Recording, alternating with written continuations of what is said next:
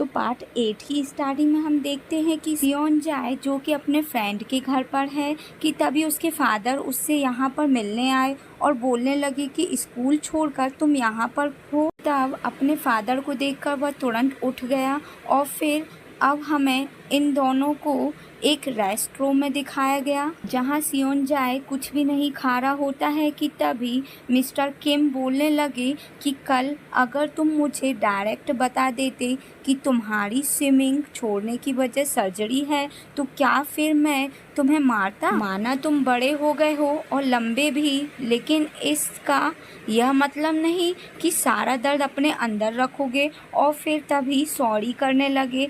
तो तब सियोन जाए बहुत ही ज़्यादा रोया। मिस्टर किम सियोन जाए के फेस को भी देखते हैं जहां उन्होंने थप्पड़ मारा था, यह बोलकर कि निशान तो नहीं आया है।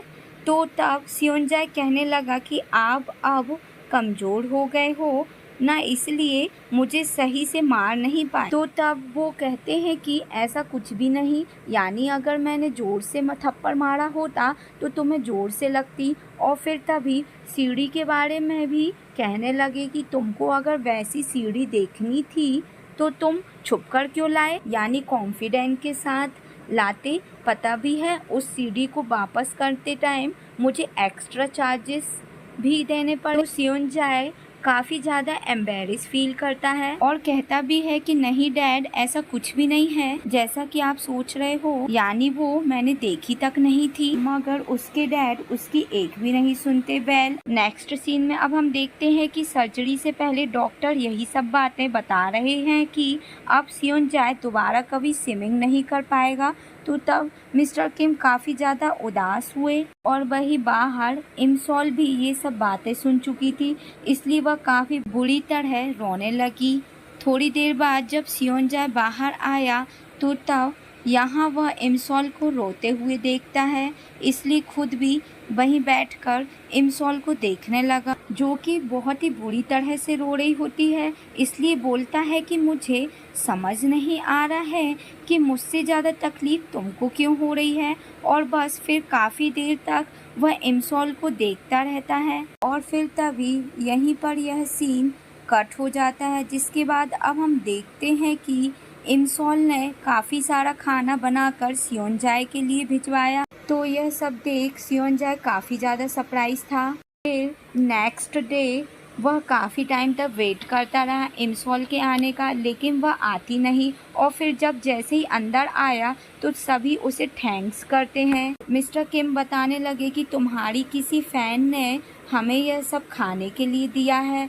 तो तब वह तुरंत भागकर बाहर आता है, लेकिन उसे इमसॉल कहीं नहीं मिलती। ऐसे ही दिन बीतते गए और अब सियोन जाए की सर्जरी को हुए पूरा 1 वीक हो चुका है। इमसॉल मिस्टर किम के घर के सामने आई और उनको चिकन डिश देने लगी। मिस्टर किम काफ़ी मना भी करते हैं कि नहीं, मैं ये नहीं ले सकता हूँ, और साथ ही थैंक्स उन सभी चीज़ों के लिए जिन सभी को तुमने हॉस्पिटल में हमें दिया था। जैसे मैंने आज तक ऐसी फ़ैन नहीं देखी जो रोज़ खाने के लिए लेकर आए, एंड साथ ही पूछते भी हैं कि वैसे तुम रहती कहाँ हो। तो तब इमसॉल ने बताया कि ठीक आपके घर के सामने वाले घर में। तो तब वो हैरान हुए कि अच्छा, तो तुम यहाँ रहती हो, पर मैंने तो तुम्हें इससे पहले कभी यहाँ देखा ही नहीं। और फिर उन्होंने इमसॉल के ज़्यादा फोर्स करने पर डिश को ले लिया। फिर बदले में इमसॉल को ओजिया सिरप ला कर दिया, यह बताकर कि जब भी तुम वीकनेस फील करो तो इसको पीना, यह काफ़ी अच्छा है। इमसॉल वो ले लेती है, लेकिन वह एक ही बारी में सारा सिरप पी चुकी थी, यह कहते हुए कि वाओ, यह तो बहुत ही ज़्यादा अच्छा है, लेकिन पता नहीं क्यों इसको पीने के बाद मुझे बहुत ही ज़्यादा गर्मी लग रही है। और आकर जब विंडो में खड़ी हुई तो तब देखती है कि सियोन जाए बाहर जा रहा है। एक्चुअली सियोन जाए स्विमिंग हॉल आया है, एंड जब यहाँ बैठकर अपनी स्विमिंग से रिलेटेड कई सारी यादें याद कर रहा था, तभी उसे कुछ गिरने की आवाज़ आई। चेक करने पर पता चला कि यह तो इमसॉल है, इसलिए पहले तो उसे देखकर वह बहुत ही ज़्यादा खुश हुआ, मगर फिर स्ट्रिक्ट होकर पूछने लगा कि तुम यहाँ क्या कर रही हो। इमसॉल बोलती है कि कुछ भी नहीं, बस तुम्हें देखने आई थी। लेकिन अब क्योंकि वो नॉर्मल बिहेव नहीं कर रही थी, तो तब योनजाए पूछने लगा कि क्या तुमने ड्रिंक की है। वह कहती है नहीं तो। यह सुन सियोनजाए जब जैसे ही इमसॉल के क्लोज होकर उसको स्मेल करने लगा, तो तब आज फर्स्ट टाइम उसने इमसॉल को इतने पास से देखा था, इसलिए तभी नर्वस होकर जल्दी से पीछे हो जाता है। इमसॉल बताती है कि एक्चुअली मैंने ओजिया सिरप पिया था, जो कि मुझे तुम्हारे फादर ने दिया था। तो तब सियोनजाए याद करने लगा कि उसे तो फादर ने अल्कोहल मिलाकर बनाया था, इसलिए वह इमसॉल को डांटता है कि तुमने उसे पूरा क्यों पिया। इमसॉल नशे में होने की वजह से बार बार गिरती जा रही होती है, इसलिए सियोनजाए इमसॉल को पकड़कर अपने साथ ले जाकर एक जगह पर बिठा देता है। इमसॉल यहाँ बहुत ही कोशिश करती है अपनी फ़नी बातों से सियोनजाए को हंसाने की, यानी बार बार उसकी तारीफ़ करती जा रही थी कि तुम बहुत ही ज़्यादा ऑसम हो, अमेजिंग हो। तो तब सियोनजाए काफ़ी ज़्यादा खुश हुआ, लेकिन इमसॉल के सामने ऐसे बनकर दिखा रहा था कि जैसे वह काफ़ी स्ट्रिक्ट है। दोनों बातों बातों में डिसाइड करते हैं कि चलो सॉन्ग सुनते हैं। लेकिन जब यह दोनों सॉन्ग सुन रहे थे कि तभी इमसॉल सॉन्ग सुनते सुनते सो गई। सियोनजाए उसको अपने शोल्डर पर लिटा लिया, जिस वजह से यह सीन काफ़ी रोमांटिक बन चुका था। और फिर जब जैसे इमसॉल धीरे धीरे सियोनजाए की क्लोज़ हुई, यानी कुछ ज़्यादा ही क्लोज़ हो जाती है, तो तब सियोनजाए नर्वस होकर तुरंत इमसॉल को खुद से दूर कर देता है। इमसॉल अब जाग चुकी थी, तभी उसे ऐसा लगने लगा कि जैसे वह प्रेजेंट में है और सियोनजाए अपने कमर्शियल से बाहर आ चुका है, इसलिए बहुत ही ज़्यादा खुश होने लग जाती है। और फिर जब जैसे सियोनजाए के पास जाने लगी, तो तब गलती से उससे वॉइस रिकॉर्डिंग बटन को प्रेस कर दिया था। सियोनजाए कहता है कि चलो घर चलते हैं, तो वो हैरानी से बोली, अरे वाह मेरे सुपरस्टार, तुम बात भी कर सकते हो, लेकिन कमर्शियल से तुम बाहर आए कैसे? यकीन नहीं आ रहा कि मैं अपने सुपरस्टार के सामने खड़ी हूँ। सियोनजाए बोला कि बहुत मजाक हो गया, अब बंद कर दो। कि तभी इमसॉल अचानक पीछे गिरने लगी, जिसको सियोनजाए ने बचा तो लिया था, लेकिन वह उसको बहुत ही ध्यान से देखने लगा, यानी कि सिचुएशन एक बार फिर से रोमांटिक बन जाती है, जहां अब इमसॉल भी काफ़ी प्यार से सियोनजाए के फेस को टच कर रही थी, साथ ही उसको देख देख कर खुश भी हो रही थी। सियोनजाए को भी लगा कि यही सही मौका है अपनी फीलिंग बताने का, इसलिए फाइनली बता देता है, मैं तुम्हें लाइक करता हूँ, वो भी बहुत ही ज़्यादा। तो ये बात सुन इमसॉल पहले तो कुछ नहीं कहती है, मगर फिर बोलने लगी कि तुमको हमेशा ऐसे ही स्माइल करते रहना है और मैं ऑलवेज तुम्हारे साथ रहूँगी, यानी कभी तुम्हें अकेला छोड़कर नहीं जाऊँगी। तुम फ्यूचर में कभी भी अपने साथ गलत नहीं कर पाओ। और फिर जब जैसे आगे भी और कुछ कहने वाली होती है, तभी सियोनजाए डायरेक्ट इमसॉल को किस कर लेता है। इमसॉल के तो होश उड़ गए, क्योंकि उसे बिल्कुल आइडिया नहीं था कि सियोनजाए कुछ ऐसा भी कर देगा। एंड अब क्योंकि वह भी उसको बहुत ही ज़्यादा लाइक करती है, इसलिए तभी खुद भी सियोनजाए को किस करने लगी।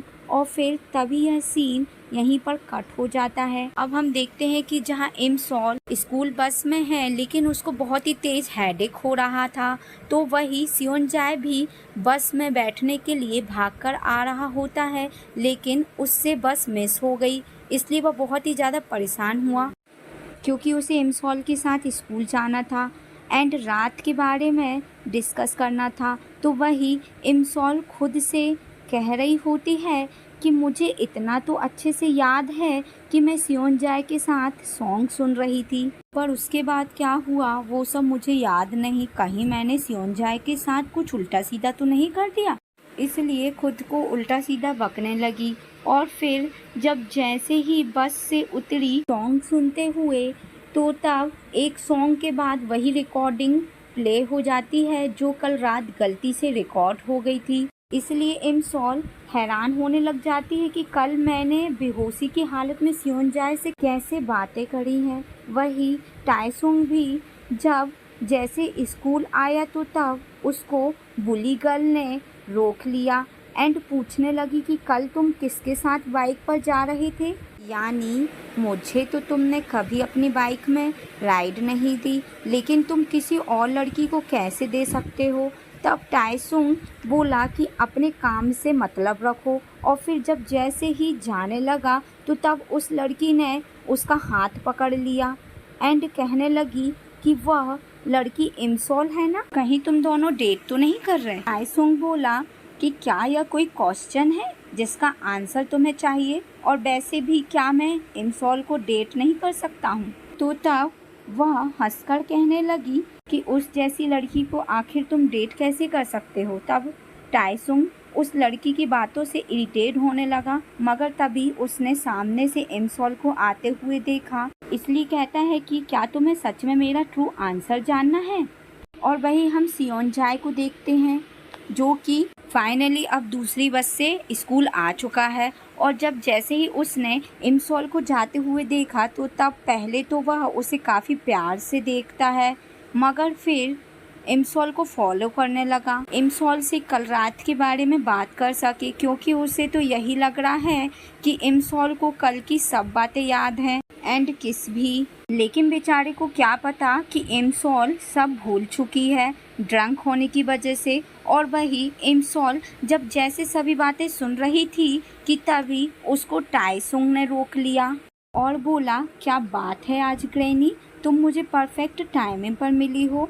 तो तब वो रुक गई एंड जब जैसे ही लीड अपने कानों से निकालती है तब उस टाइम पर सियोनजाए ने रिकॉर्डिंग पर आई लाइक यू बोला था, लेकिन इमसॉल यह बात सुन नहीं पाई। सभी बच्चे टाइसुंग को और इमसॉल को देखने लगे। वही सियोनजाए भी हैरान था कि इसने आखिर मेरी इमसॉल को क्यों रोका है। और जैसे ही टाइसुंग डायरेक्ट पूछता है कि क्या तुम मेरी गर्लफ्रेंड बनना पसंद करोगी, तो यह सुन सभी बहुत ही ज़्यादा बुरी तरह से शॉक रह गए, स्पेशली सियोनजाए एंड बुली गर्ल एंड साथ ही इमसॉल भी बुरी तरह हैरान हुए। इसलिए जब जैसे ही कहती है क्या, कि तभी उसकी वॉच में टाइम रुका एंड वो वापस प्रेजेंट में आ गई, यानी उस टाइम पर जब वह पानी में गिरी थी। इमसॉल उठने की बहुत ही कोशिश करती है, लेकिन उसके लेग्स पैरालाइज थे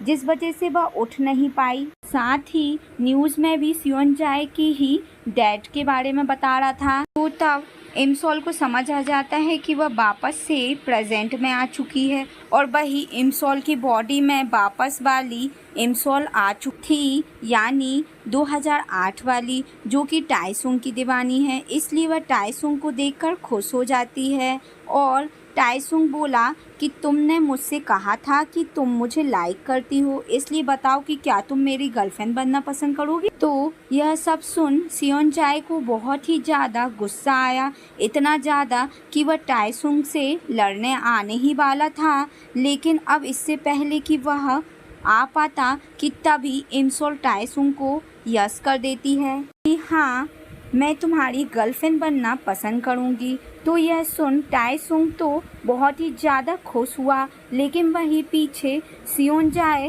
का काफ़ी बुरी तरह दिल टूट चुका होता है कि यह मुझे किस करने के बाद टाइसुंग को यस कैसे कर सकती है। और बस फिर इसी सीन के साथ हमारा यह पार्ट यहीं पर एंड हो जाता है।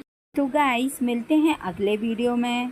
तो मुझे लाइक कीजिए, कमेंट कीजिए एंड सब्सक्राइब कीजिए।